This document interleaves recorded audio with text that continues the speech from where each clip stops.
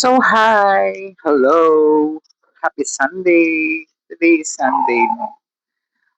Another day, another blessing. So, magbibisit ako mamaya sa Apo tapos magsisindi ako ng kandila. Every Sunday, ganun yung ginagawa.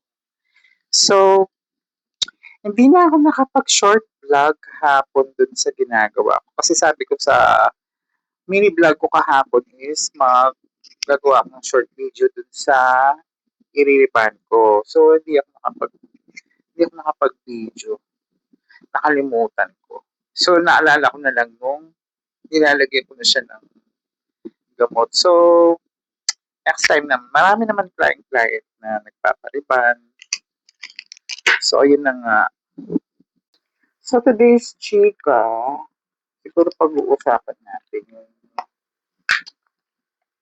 ano,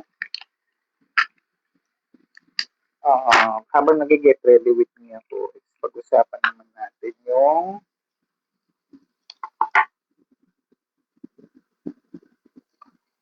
mga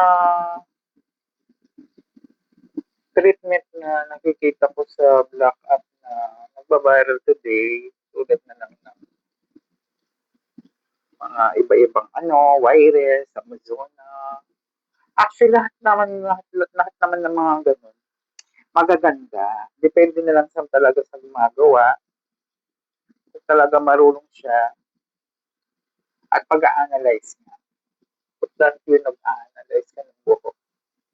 Kasi, hindi naman tayo para-parehas ng buhok eh.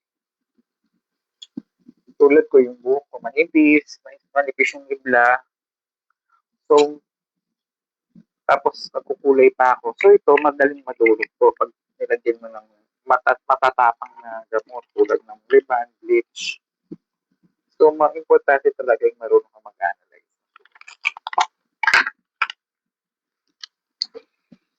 Tsaka kami mga nagsasalot.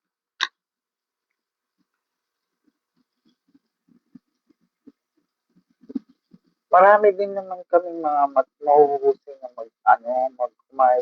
mag-ayos ng mga bukok nyo.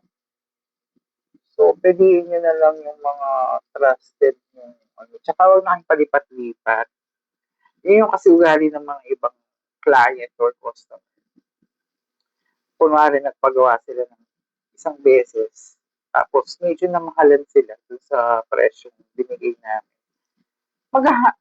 The next time, maghahanap siya ng iba. May client din ako ng ganyan na tanong ng tanong. Sa akin nagtatanong, pero hindi siya sa akin nagpapagawa. Madam, pwede na ba itong buko? Ganyan. Oo, pwede na po, madam. Ganyan. Tapos, makikita ko sa nasa ibang salon, naka my day. Ay, naloka ako. Tapos sa susunod na naman, pag ilang buwan na naman, madam, pwede na ba ganito yung buko? Bakit ako yung expression ko sa ba't ako yung tinatanong mo, hindi ka naman sa akin nagpapagawa. Di ba? Dapat magtanong ka kung saan ka nagpagawa. Kasi hindi ko na rin naman alam kung anong ginawa nila sa buhok mo. So actually, pag ganun, hindi ko na lang sila nire-replyan kasi wala din naman akong alam dun sa sasabihin ko kasi hindi ko naman alam kung anong pinagawa niya. So, hindi ko na rin naman tatanong kung ano papagawa niya. Basta ang alam ko, last kong ginawa is ganito, ganyan. So, ganun yung mga ibang client. So, may mga client din naman na loyal sa'yo. So, yung mga ganun, pag babalik-balik na, binibigyan ko na naman malaking discount. May discount na yun. At the same time, meron pa akong mga sobrang mga sobrang treatment na pang everyday. So, binibigyan ko din sila.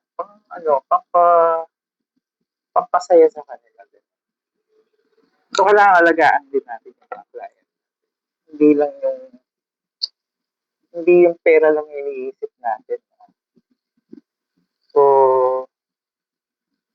kapag binalikan ako, ibig sabihin, gusto nila yung servisyo mo, at the same time, satisfy sila sa servisyong ginawa mo.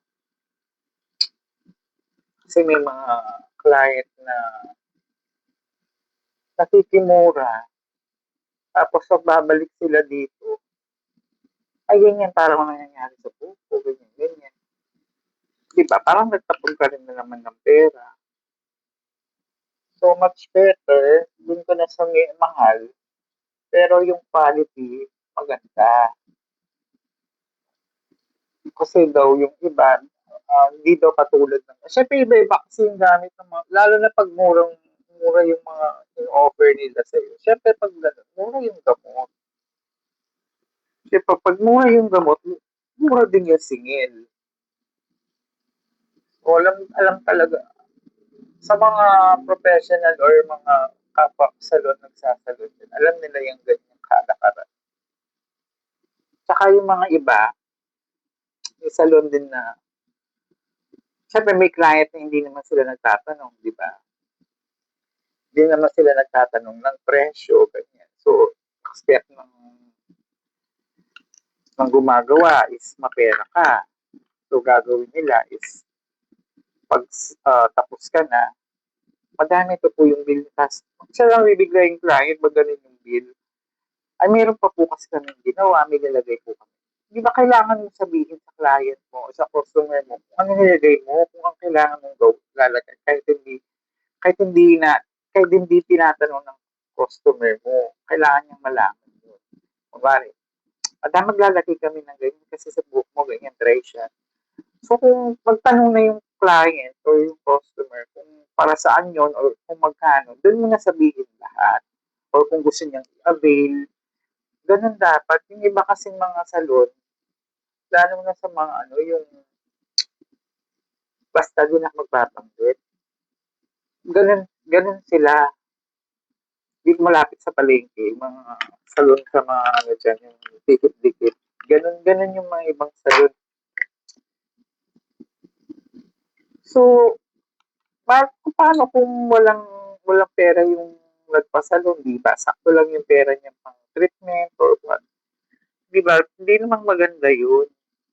Tulad na lang yung napanood ko dun dito sa Black App. Yung estudyante, tinry niyang magpagupit dun sa mamahalin na hindi man siya nagtanong ng price. Basta umupo na lang siya, pinaupo na lang siya. Ngayon pala, may package yung gupit. So, sa package 1, halagang 1.5 kasama yung treatment, pagbanlaw, blow dry, and everything. May mga package na ng gano'n yung mga mahal, lalo na sa mga Korean na salon. May mga package na ng gano'n. Tapos, sale nila is 1.5, 1.8, ganyan. Sa lalaki yan na. So, nung version ko. Ganon, sana maging sila sa mga client nila, lalo na pag hindi nila alam. Okay, dun sa mga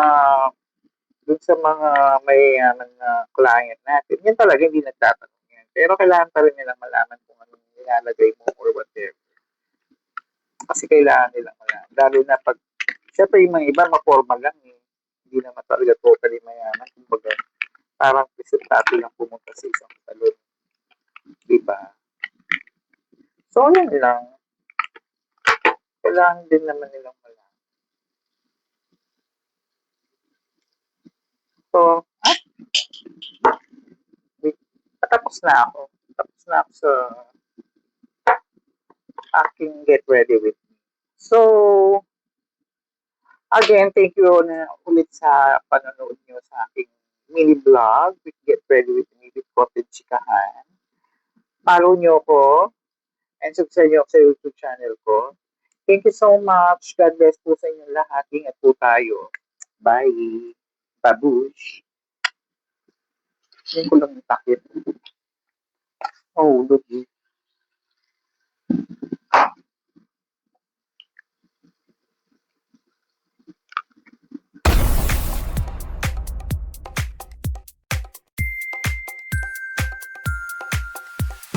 Gusto mo ba ng bagong gupit? Kulay ng buhok na kaakit-akit? Hes Ocampo Beauty Studio Alagang reyna at hari para sa iyo. Kislap ng korona ating abutin. Sa Leso Campo kagandahan mo'y papasikatin.